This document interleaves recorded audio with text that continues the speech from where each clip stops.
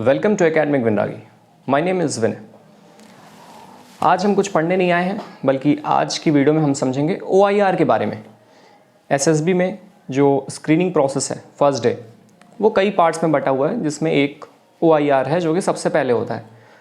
अब सभी लोगों ने पूरे यूट्यूब पे या जो भी लोग हैं, सभी लोगों ने अपनी अपनी बात इस पर रखी है। सभी ने बोला है OIR की इम्पोर्टेंस पे, और वहीं एक और बात आ गई कि OIR की इम्पोर्टेंस को लोग नहीं समझते हैं। This is a myth. लेकिन रियलिटी क्या है मेरे according, because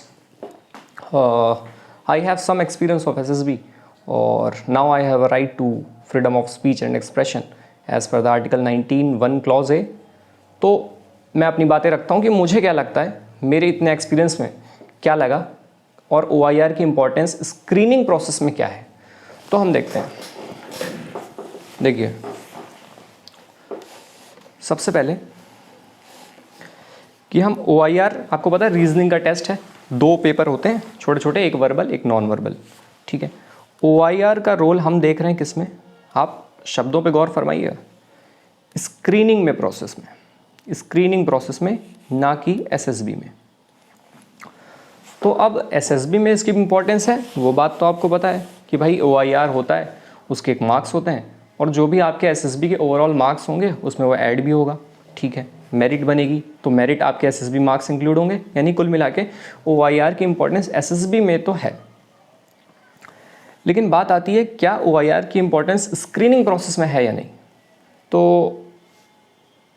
one line answer is no, OIR has no importance in the screening process. तमाम लोग आपको जो भी बताएं नहीं, ठीक है। क्यों? लोग क्या मानते हैं कि OIR को अगर हम डिवाइड करें, लोग आपको ऐसे बताएंगे कि OIR is divided into 4 further groups, that is screening. यहाँ पे हम स्क्रीनिंग की बात कर रहे हैं, क्योंकि जो लोग नए हैं वो उसको लेके बड़ा परेशान रहते हैं कि OIR की प्रैक्टिस कहाँ से करें, OIR तो अच्छा था। तो देखो, OIR स्क्रीनिंग में सबसे पहली चीज़ आपकी है OIR। सेकंड चीज़ है स्टोरी की राइटिंग, चलो ये भी ठीक है। और तीसरी चीज़ है क्या, narration. And fourth one is GD। यानी स्क्रीनिंग इन 4 प्रोसेस को मिला के बनता है, ये भी ठीक है। तो अब लोगों ने ऐसा कहना चालू कर दिया कि देखो, यानी कि 3/4 OIR आप अकेले करेंगे, ठीक। स्टोरी आप देख करके उसको लिखेंगे अकेले, चलो ये भी बात ठीक। नरेशन आप अकेले करेंगे, ये भी बात ठीक।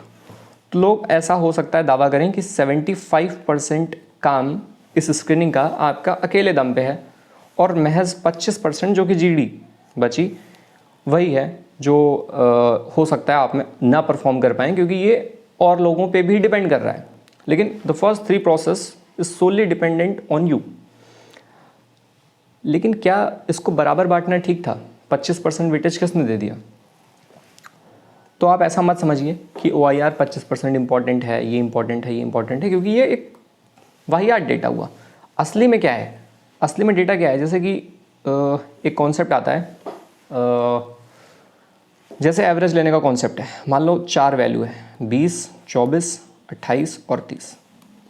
ऑपरेशन रिसर्च में, फोरकास्टिंग में कॉन्सेप्ट आता है वेटेड एवरेज का, कि मान लो जैसे कि कार बिक रही है, तो हमें फोरकास्टिंग करनी है कि पैटर्न को हम देखेंगे कि भाई पिछले महीने इतनी बिकी, इतनी बिकी, इतनी बिकी, तो अगले में कितनी बिकेगी।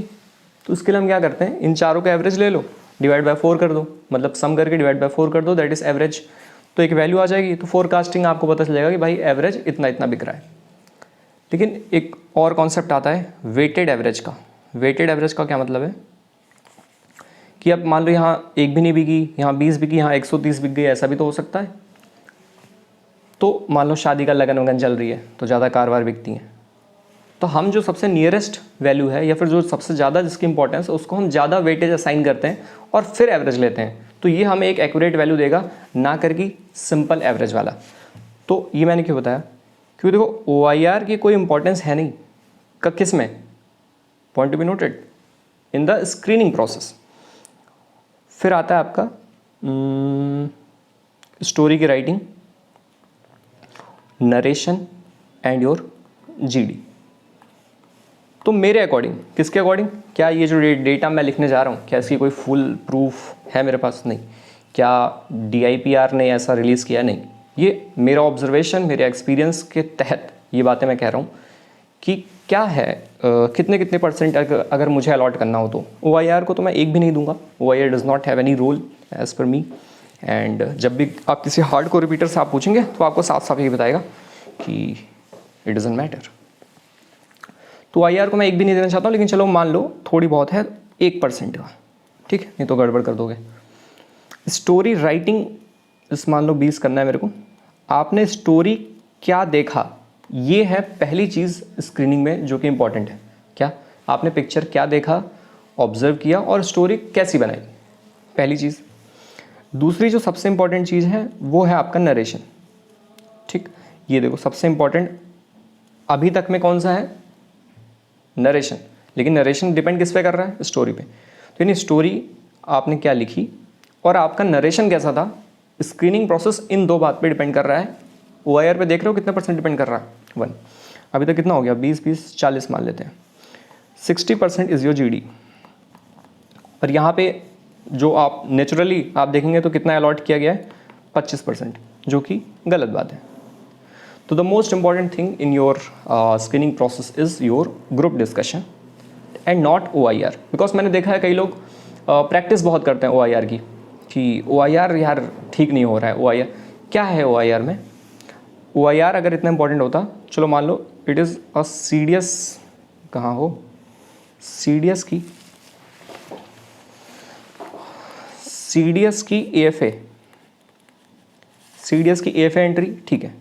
आई में चलो ठीक है, मैथ्स थोड़ी कम चाहिए होती है। CDS AFA एंट्री गए, 62 रिपोर्टिंग हुई, 32 गॉट स्क्रीन्ड इन। तो यानी जिसने AFA निकाला है, CDS का मैथमेटिक्स पेपर में बहुत ही अच्छे स्कोर हैं, उसे OIR करनी नहीं आएगी। या फिर ये स्टेटमेंट ज़्यादा सही है कि इन सभी की OIR का लेवल मोर और लेस सेम रहा होगा। उस सैम्पल स्पेस में 62 लोगों में 2 लोगों को छोड़ दो, हो सकता है उनको OIR ख़राब हो गया हो, कि उनकी मैथमेटिक्स तो अच्छी है बट उनकी इंग्लिश नहीं अच्छी है, वर्बल ख़राब हो गया हो। मेजॉरिटी ऑफ द केस में क्या होगा, इन सब की OIR का लेवल लगभग सेम होगा या नहीं, ऐसा तो कुछ है नहीं इसमें जो आप कर नहीं पाएँ। FCAT वाली रीजनिंग है, छोटी छोटी चीज़ें। तो ये एक और प्रूफ आपको यहाँ से देखने को मिल सकता है कि OIR की इंपॉर्टेंस स्क्रीनिंग प्रोसेस में नहीं है। अगर होता तो इन सब का देखो OIR तो सेम है ना, किस पे डिपेंड कर रहा है यार, OIR डिपेंड करता है आपकी ग्रुप डिस्कशन पे और नरेशन पे, ठीक है। यहाँ तक करने के बाद अब मान लेते हैं, चलो ऐसा मान लो, ये सब हाइपोथेटिकल नंबर लेके मैं किसी चीज़ को समझा रहा हूँ। जैसे हम कई बार किसी चीज़ को स्टेटमेंट को हम इक्वेशन में चेंज करते हैं अच्छे से समझने के लिए, या कई दफ़ा हम इक्वेशन को लिख करके समझते हैं। वैसे यहाँ इसको हम थोड़ा नंबर गेम से समझ रहे हैं कि 40% वेटेज इसका, 60 इसका, मान लेते हैं 50% आपको चाहिए फॉर स्क्रीन इन होने के लिए। तो मान लो आपका ये ठीक है, मान लो आपने बहुत ही अच्छा किया, स्टोरी 20 ये भी पूरा मान लो ये पूरा 40 ही आ गया, बहुत परफेक्ट नरेशन, परफेक्ट स्टोरी। फिर भी आपको 10% की दरकार है, still you need 10% weightage, 10% of performance. कहाँ से, GD से, तभी आप क्या हो पाएंगे स्क्रीन इन। तो group discussion is of very much importance. और अगर आप अपने आप को मानते हैं कि भाई ये तो हो गया OIR, हो सकता है स्टोरी में इतनी अच्छी ना लिखूं, हो सकता है नरेशन मेरा एकदम टॉप नॉच ना हो, थोड़ा कम, तो मान लो आपको 30 हो गया, तभी आपको लग रहा है ना कि ये कितना इंपॉर्टेंट है GD। तो कंक्लूजन यही है कि OIR has no role, almost no role in your screening process. Do not spend much time in preparing those OIR questions. If you wish to prepare for your SSB screening process, put all your efforts in story writing, analyze the background, how to write a good story, and the most important thing is group discussion. तो आप ये पहले से सोच के जाएं, कि पहले से सोच के मतलब अभी घर पे सोच लो, एक आपने स्टोरी लिख ली कि यार GD में बोलूँगा क्या, क्योंकि व्हेन आई स्टार्टेड, जब मैंने पहली बार शुरू किया 2017 के आसपास, 17 से 21 तक मैंने दी है SSBs। तो एक इम्पॉर्टेंट इशू ये रहता था कि यार बोलना क्या है। शुरुआत में तो ये नहीं पता होता था कि स्टोरी तो लिख दी, नरेट तो कर दिया, लेकिन ये ग्रुप डिस्कशन में क्या बोलें, मतलब। तो एक वो मैंने उसमें भी बताया, जितनी भी थ्योरीज मेरे पास थी अवेलेबल, SSB डॉक्यूमेंट्री सीरीज़, यहाँ पे होगी फ़ोटो कहीं, ये ये मैं इसलिए बता रहा हूँ क्योंकि अब मैंने ये पहली चीज़ें एक्सप्लेन कर चुका है, तो वापस से इसको क्या करना। तो आप एसएसबी वाली जो चीज़ें हैं कि क्या जीडी में बोल सकते हैं, कैसे बोल सकते हैं, वो आप वहाँ से देख सकते हैं, वरना आप घर में खुद सोच सकते हैं कि यार बोलना कैसे है। और एक मैंने वो बताया था लिंकेज वाली बात, जो बात चल रही है उसमें देखो कि क्या और ऐड ऑन करना है, और उसमें आप ऐड ऑन करते जाओ, 3-4 बार ऐड ऑन करो, और जिससे कि आपका पार्टिसिपेशन जीडी में हो। तो यानी ये थी सबसे इम्पोर्टेंट चीज़। और क्या है देखते हैं।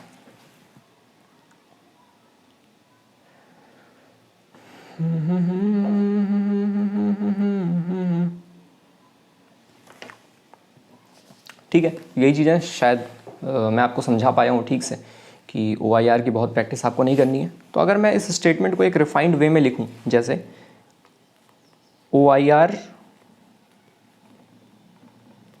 Does not matter in screening, तो पहले ये बात कही जाती थी, तो लोगों ने क्या कहा, इसको कोट किया कि OIR does not matter in screening is a myth.